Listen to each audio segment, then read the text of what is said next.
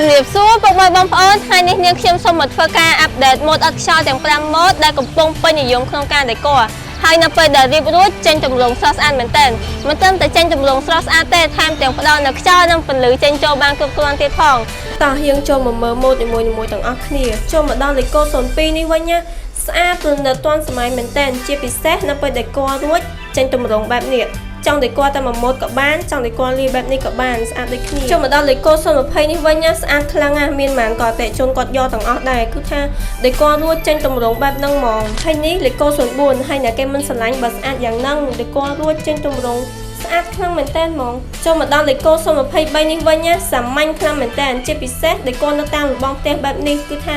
ស្អាតផ្នែកតាក់ទាញហើយមានខ្យល់ចេញចូលទៀតចូលមកដល់លេខ09នេះវិញណាអូយស្អាតខ្លាំងណាស់អតិជនគាត់បានយកទៅដេក័រនៅក្នុងផ្ទះបាយគឺចេញទម្រង់បែបនេះហើយសម្រាប់អក្សរទាំង5ម៉ូដនេះមានស្តុកស្រាប់សម្រាប់កត់កងសំណល់អគាររបស់ពុកម៉ែបងប្អូន